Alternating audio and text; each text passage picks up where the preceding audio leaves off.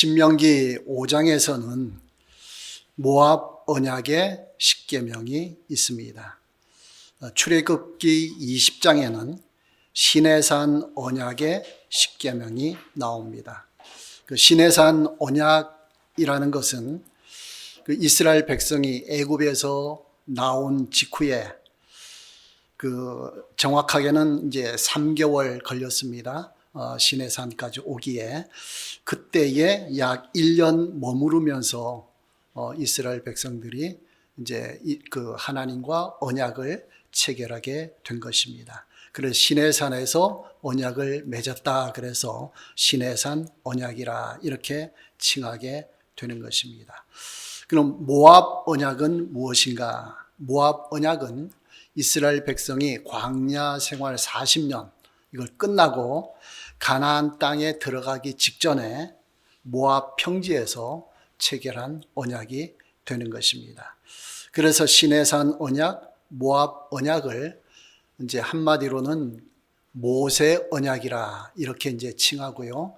분리시키면은 시내산 언약과 모압 언약이다 이렇게 되는 것입니다.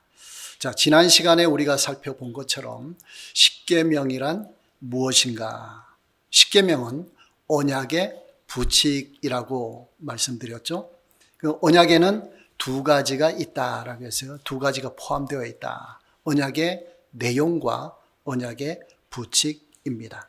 자, 시내산 언약에서 내용은 무엇입니까? 나는 너희의 하나님, 너희는 나의 백성이다. 이것이 시내산 언약의 부칙이 되는 것입니다. 그러니까 언약을 맺었다라는 것은 여기에서 가장 중요한 것은 하나님과 이스라엘 백성 사이에 관계를 형성했다라는 거예요. 그러니까 이스라엘 백성 아닌 다른 민족들은 하나님과 직접적인 관계가 없는 거죠.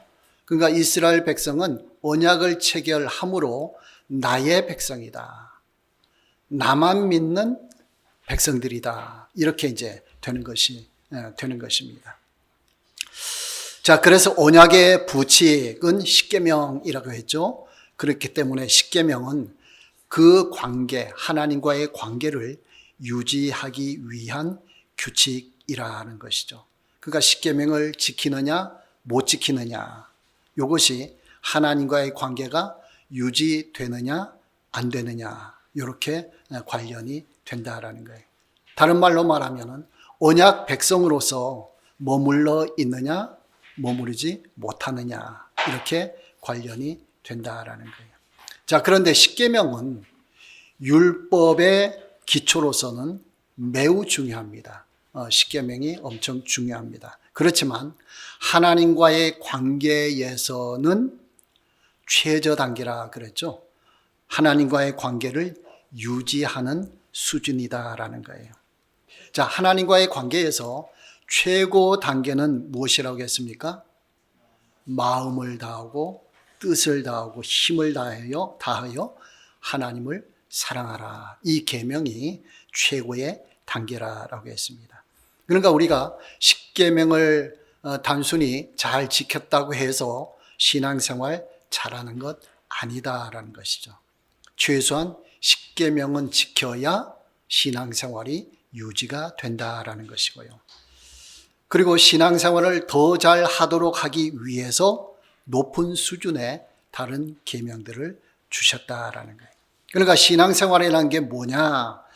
십계명을 기초로 하면서 더 높은 단계로 올라가는 과정, 이것이 우리의 신앙생활이라는 거예요. 그러니까 최종 목표는 마음과 뜻과 힘을 다해 하나님을 사랑하고 내 자신과 같이 이웃을 사랑하고, 이것이 최종 목표가 된다라는 것입니다. 그러니까 계명들을 잘 지키면 개인의 신앙 수준도 올라가는 거죠. 그렇지만은 이 계명들을 지킴을 통해서 하나님과의 관계, 이웃과의 관계도 올라간다라는 거예요. 더욱 좋아진다라는 거예요. 그러니까 우리가 십계명이나 다른 계명들을 지키면 지킬수록 관계가 더 좋아진다. 하나님을 더 깊이 알아가고 하나님을 더 사랑하게 되고 그렇게 된다라는 겁니다. 자, 그러면 시내산 언약과 모압 언약 사이에는 40년이라는 시간 차이가 있는 거죠. 시내산 언약은 출애굽 직후에 체결한 것이고 모압 언약은 광야 40년이 끝나면서 체결한 언약이기 때문에 40년 시간의 차이가 있습니다. 자, 이 40년 사이에 어떤 일이 발생했길래 언약을 새롭게 체결하는가? 그냥 시내산 언약을 계속 갖고 가면 되잖아요. 유지하면 되잖아요. 그런데 하나님이 이 가나안 땅에 들어가기 직전에 모압 언약을 다시 체결했다라는 거예요. 자, 그것이 민수기 14장 33절에 보면요. 너희의 시체가 광야에서 소멸되기까지 40년을 광야에서 방황하는 자가 되리라. 너희는 그 땅을 정탐한 날 수인 40일의 하루를 1년으로 쳐서 그 40년간 너희의 죄악을 담당할지니 했습니다. 이 말씀은 가데스 바네아에서 그 가나안 땅을 정탐하죠. 12명이 정탐합니다. 정탐해서 돌아왔는데 40일 동안 정탐해요. 돌아왔는데 10명의 정탐꾼은 가나안 땅 정복하기 어렵습니다. 얼마나 키가 크고 그들을 우리가 못 당해내겠습니다. 우리는 그들에게 밥이 될 것입니다. 메뚜기처럼 보입니다. 이렇게 이제 보고를 했죠. 그런데 이제 두 사람 여호수아와 갈렙만은 아니다. 적과 꿀이 흐르는 땅이고 그들은 우리의 밥이다. 그러니까 가서 정복하면 됩니다. 이렇게 얘기를 했던 거예요. 그런데 이스라엘 백성들은 누구의 이야기를 들었습니까? 여호수아와 갈렙 말을 듣지 않고 10명의 정탐꾼의 말을 들었던 거예요. 그러니까 거기에서 우리는 가나안 땅 못 올라갑니다. 그런 원망 불평을 한 겁니다. 그랬더니 하나님께서 40일 동안 너희가 정탐했지? 하루를 1년으로 계산해서 40년 동안 너희가 광야로 들어가서 생활을 할 것이다. 여기서 원망 불평한 사람은 다 광야에서 죽게 될 것이다. 이런 무서운 말씀을 하신 것입니다. 그래서 여호수아와 갈렙 외에는 20세 이상 출애굽 1세대는 지금 다 죽은 상태예요. 지금 남아있는 사람은 출애굽 2세대예요. 그 사람들이 남아있어서 이제 언약을 체결하게 된다라는 거죠. 1세대가 죽었기 때문에. 자, 그런데 출애굽기 12장 17절에 보면은 너희는 무교절을 지키라. 6월절이죠. 이날에 내가 너희 군대를 애굽 땅에서 인도하여 내었음이니라 했어요. 무엇을 인도하여 냈다고요? 군대를. 그냥 이스라엘 백성이라 하지 않고 군대를 이렇게 표현했습니다. 여호수아 5장 4절에도 애굽에서 나온 모든 백성 곧 남자 모든 군사는 애굽에서 나온 후 광야길에서 죽었는데, 자, 애굽에서 나온 숫자를 몇 명이라 그러죠? 장정 60만 명. 그 장정 60만 명이 무엇이라는 거예요? 이스라엘의 군대라는 거예요. 군인 숫자가 60만 명이었다라는 거예요. 자, 이 사람들이 가데스 바네아에서 바로 가나안 땅으로 들어가면은 이 사람들이 군대로서 정복하는 전쟁을 펼치게 되는 거죠. 그런데 이 군인들이 원망 불평하고 하나님을 불신하다가 광야에서 다 죽게 되었다라는 거예요. 그러니까 하나님께서 다시 언약을 체결하게 된다라는 겁니다. 자, 가나안 땅 정복에 대한 약속은 언제부터 주셨는 거 아니요? 아브라함 때부터 주신 거예요. 이때에 700년 전에 아브라함에게 주신 약속입니다. 창세기 15장 13절부터 보면요. 네 자손이 이방에서 객이 되어 그들을 섬기겠고 그들은 400년 동안 네 자손을 괴롭히리니. 하나님이 아브라함에게 주신 약속이에요. 이방에서 애굽에서 객으로 손님으로 살아갈 것이다. 네 자손을 400년 동안 괴롭힌다. 430년 만에 출애굽했죠. 그러니까 노예 생활, 종살이 한다는 거예요. 그리고 그들이 섬기는 나라를 내가 징벌할지며, 이 징벌한다는 말이 10가지 재앙을 내리겠다라는 거예요. 그 후에 내 자손이 큰 재물을 이끌고 나오리라. 그때에 출애굽하게 되리라라는 겁니다. 내 자손은 4대 만에 이 땅으로 돌아오니, 4대 만에라고 했어요. 그 당시는 나이가 많죠. 오래 살았죠. 지금은 1세대가 30세죠. 30살을 1세대라 그러죠. 그 당시에는 100살이 1세대예요. 오래 살았기 때문에. 그러니까 4대 만에라는 것은 400년 만에, 그런 의미가 되는 거예요. 이는 아모리 족속의 죄악이 아직 가득 차지 아니함이니라라고 했습니다. 자, 애굽에 갔다가 400년 만에 나오는데 지금 너희에게 가나안 땅을 주지 않는다. 왜? 가나안 족속들, 그 땅에 사는 족속들이 죄악이 아직 가득 차지 않았기 때문이다. 이 말은 무슨 말이에요? 400년 만에 나온다 그랬어요. 이 가나안 족속의 죄악이 400년 후에는, 그러니까 아브람부터는 700년 후에는 죄악이 가득 찰 것이다 라는 거예요. 그러니까 하나님께서 이 이스라엘 군대를 뭘로 사용하신 거예요? 죄악이 가득 찬 사람들을 심판하는 심판 군대로 사용하신다라는 거예요. 신명기 9장 5절에 보면은 내가 가서 그 땅을 차지함은 이 민족들이 악함으로 말미암아, 이 민족들은 가나안 족속이죠. 내 하나님 여호와께서 그들을 내 앞에서 쫓아내심이라. 악함이 가득 찰 때에 하나님이 쫓아내시겠다라는 거예요. 하나님이 쫓아내시겠다.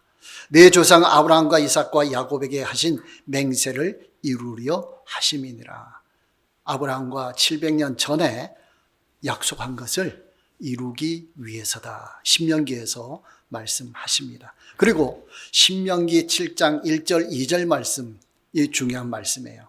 내 하나님 여호와께서 너를 인도하사 내가 가서 차지할 땅으로 들이시고 너보다 많고 힘이 센 가나안 7족속을 쫓아내실 때에 내 하나님 여호와께서 그들을 내게 넘겨 내게 치게 하시리니 그때에 너는 그들을 진멸할 것이라. 자, 신명기 9장 5절에서는 여호와께서 내 앞에서 가나안 족속을 쫓아내신다, 그렇게 말씀했죠. 하나님이 쫓아내신다라고 했어요. 그러면서 신명기 7장 2절에서는 그 족속을 너에게 넘겨서 내가 그들을 치도록 하겠다라는 거예요. 그러니까 이스라엘 백성은 군대를 조직해서 가나안 족속을 심판하는 거예요. 누구 대신에요? 하나님 대신에. 그러니까 가나안 족속이 죄가 가득 찼기 때문에, 죄가 가득 차면 하나님 어떻게 해요? 심판하시죠. 진멸하는 심판하시죠. 모든 것을 제거하는. 그러니까 신명기 7장 2절에 너는 그들을 진멸할 것이라. 이 진멸할 것이라는 것은 헤렘이라는 거예요. 헤렘 전쟁. 그러니까 이스라엘 백성이 가나안 땅을 차지하러 들어갔을 때는 단순한 땅을 차지하기 위한 정복 전쟁이 아니고 가나안 족속이 죄가 가득 찼기 때문에 그 족속을 진멸하는, 완전히 제거하는 전쟁을 한다라는 거예요. 왜 헤렘 전쟁인지 이해되시겠죠?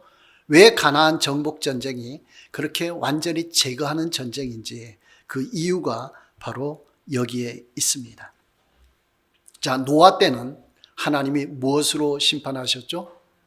물로 심판하셨어요. 홍수로 심판을 하셨습니다. 자, 소돔과 고모라에 대해서는 뭘로 심판하셨죠? 불과 유황으로 심판하셨습니다. 자, 여러분 여기에 대해서 하나님 너무 잔인하시네요, 그런 말 해요, 안 해요? 안 하죠. 죄악이 가득 찼기 때문에 당연히 심판했다, 그렇게 생각하고 있죠. 그러니까 가나안 족속도 마찬가지예요. 근데 가나안 족속은 누구를 통해 했다고요? 이스라엘 백성들을 통해서 하셨다라는 거예요. 그 진멸한다, 심판이기 때문에 진멸한다라는 것은 이제 같은 의미가 된다라는 거예요. 그러니까 하나님께서는 회개할 시간을 주십니다. 기다리시는 거예요. 근데 회개를 하면은 죄가 쏟아지는 거죠. 그러면 죄가 가득 차지 않게 되는 거죠. 자꾸 회개하면은. 회개하지 않을 경우에는 어떻게 되죠? 죄가 자꾸 쌓이는 거예요. 쌓이다가 가득 찰 때는 하나님이 진멸하는 심판을 하신다. 이것입니다. 그러니까 이스라엘 백성이 애굽에서 출애굽할 때, 그때가 가나안 족속의 죄악이 가득 찰 때였다라는 거예요. 그때가 맞았다라는 거예요. 가나안 족속이 가득 찰 때 마침 이스라엘 백성은 하나님께 부르짖었고 하나님이 모세를 준비해서 출애굽시키셨고 그래서 가나안 족속을 진멸하도록 하셨다. 이 때가 이렇게 맞아 떨어지게 되는 것입니다. 그러니까 이렇게 진멸하는 심판을 통해서 가나안 땅을 이스라엘 백성이 차지하도록 그렇게 하셨다라는 겁니다. 자, 신명기는 모세가 출애굽 2세대들에게 교훈하는 말씀이에요. 그 전에는 그 출애굽기, 레위기, 민수기는 출애굽 1세대들에게 주신 말씀이에요. 그런데 신명기는 모압 평지에서 모세가 출애굽 2세대들에게 주시는 말씀이 되는 것입니다. 그래서 과거의 출애굽을 어떻게 했으며 하나님이 어떻게 역사하셨는지 그러면서 십계명도 다시 주시는 거예요. 출애굽 2세대들에게. 그런데 시내산 언약에서는 십계명만 주셨어요. 1세대에게는. 십계명만 주고서 이걸 잘 지켜야 된다 했더니 이 사람들이 잘 지켰어요? 못 지켰어요? 못 지켰죠. 못 지키니까 가나안 광야 40년 동안에 다 멸하게 된 거죠. 멸망당하게 된 거죠. 그러니까 하나님께서는 이 모압 언약에서는 십계명도 주셨지만은 또 중요한 거 한 가지 주셨어요. 쉐마를 주셨어요. 쉐마가 뭐냐? 십계명을 지키는 방법이에요. 쉐마를 주셨다라는 거예요. 그러니까 출애굽 1세대처럼 십계명을 지키지 못해서 멸망하는 일이 없도록 조치를 하신 거예요.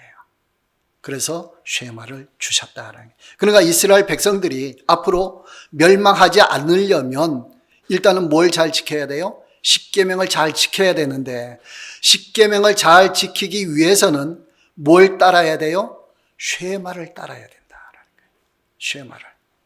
그러니까 하나님이 그렇게 조치를 해 주셨다라는 거예요. 자, 신명기 6장 4절에서 9절 말씀이 쉐마예요. 신명기 6장 4절에서 9절 말씀. 이스라엘아 들으라. 우리 하나님 여호와는 오직 유일한 여호와이시니 너는 마음을 다하고 뜻을 다하고 힘을 다하여 내 하나님 여호와를 사랑하라.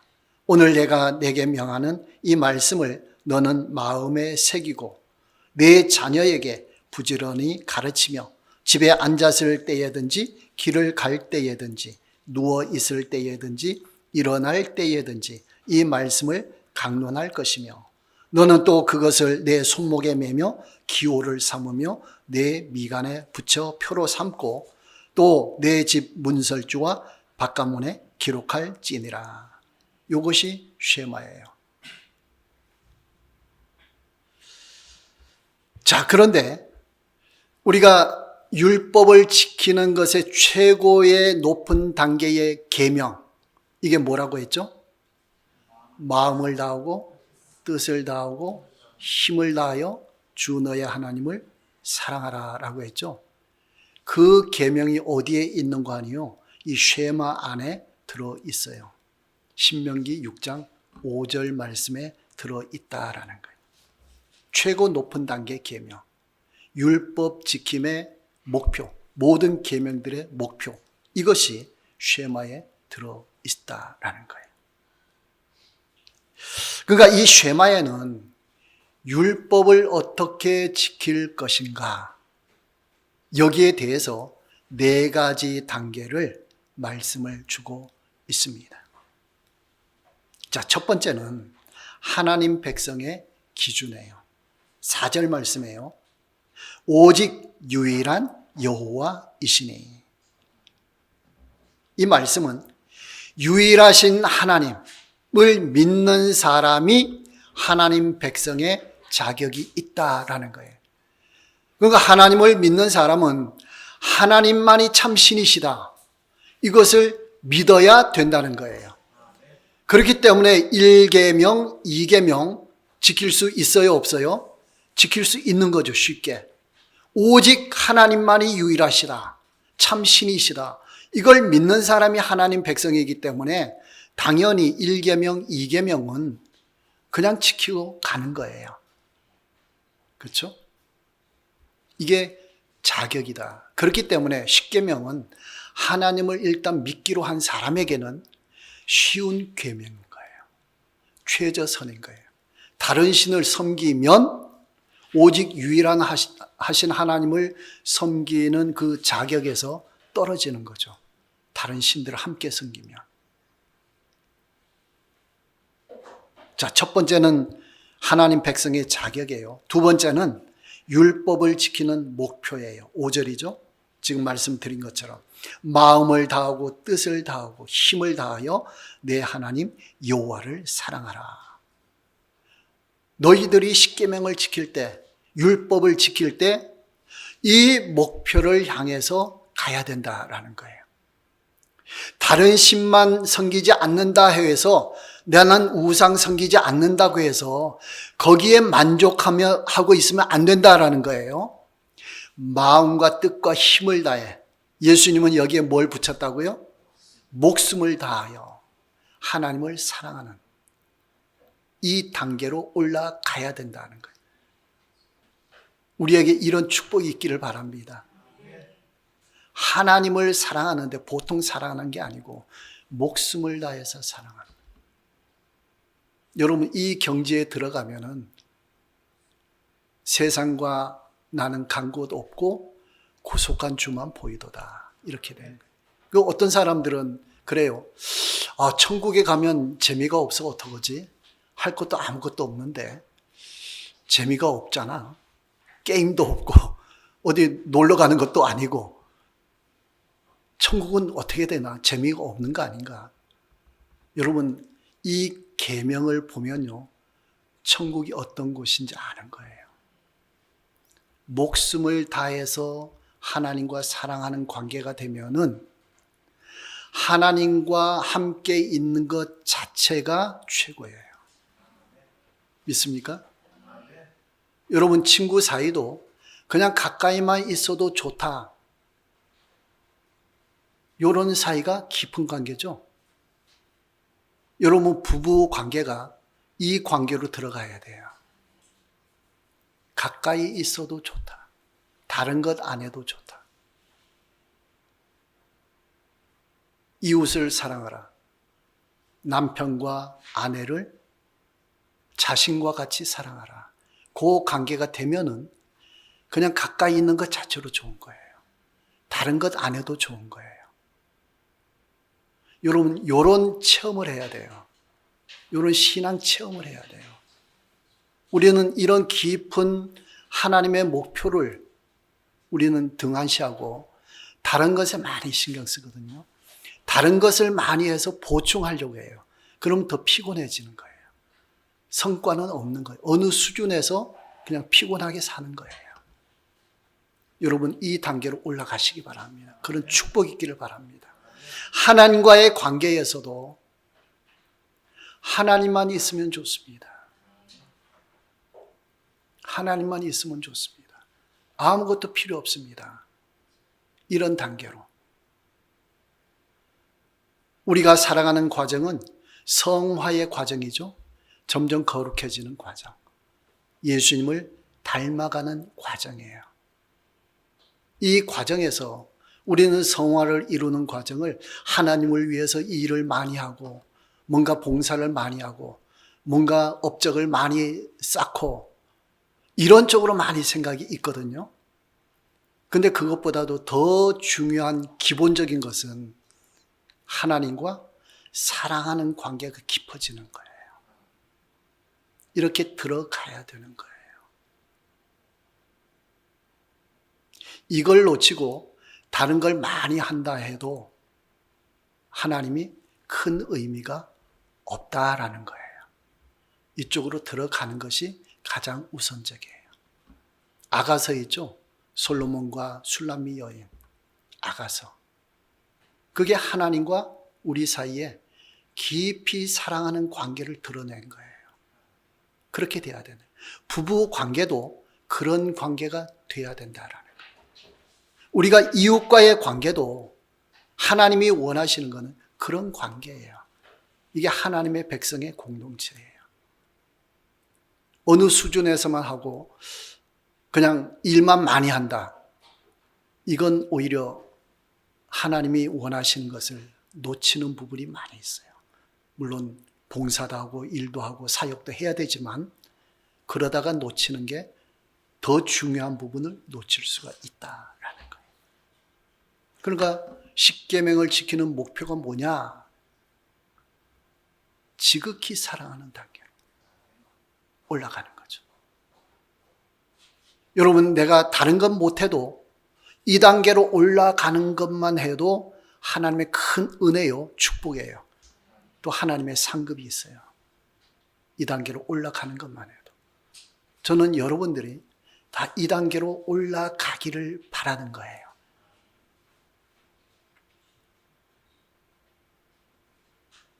우리 힘으로는 안 돼요. 우리 힘으로는.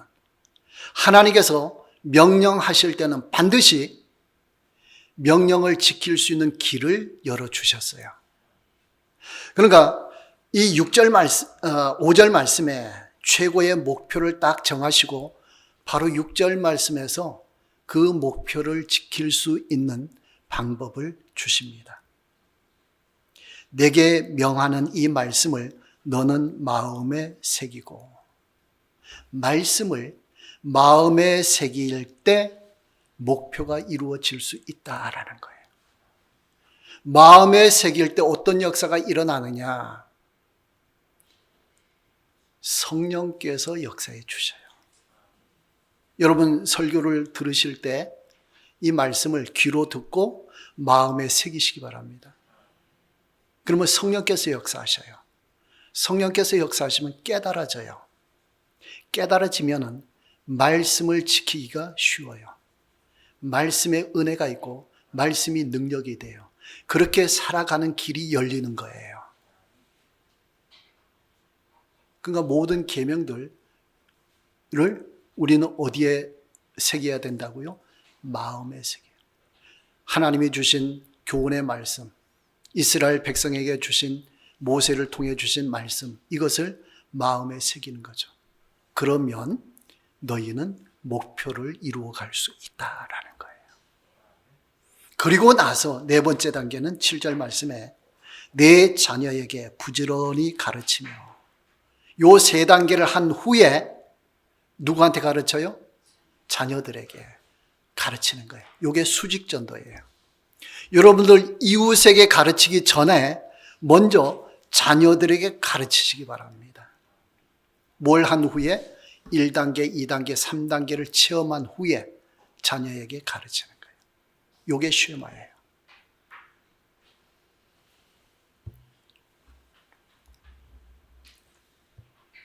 그러니까 시내산 언약에서 하나님 백성 자격 유지하기 위한 조치로서 십계명을 주셨는데, 모압 언약에서는 이 십계명을 지킬 수 있는 방법까지 자세하게 가르쳐 주셨어요. 1세대가 실패했는데 하나님은 포기하지 않으신 거죠. 2세대에게는 더 잘 지킬 수 있는 방법까지 주셨다라는 거예요.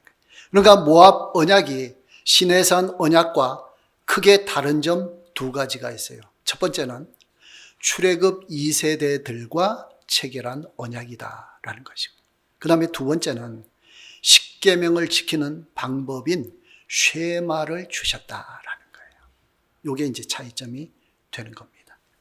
하나님은 하나님의 백성이 타락하면 심판도 하시지만 동시에 피할 길도 마련해 주십니다. 이것이 하나님의 사랑인 것입니다. 하나님은 결코 포기하지 않으십니다. 언약을 끝까지 지켜주십니다. 이스라엘 백성은 순종하기도 하고 불순종하기도 하고 그렇게 합니다. 그럼에도 불구하고 하나님 편에서는 처음 약속을 끝까지 지켜주십니다. 이것이 하나님의 은혜입니다.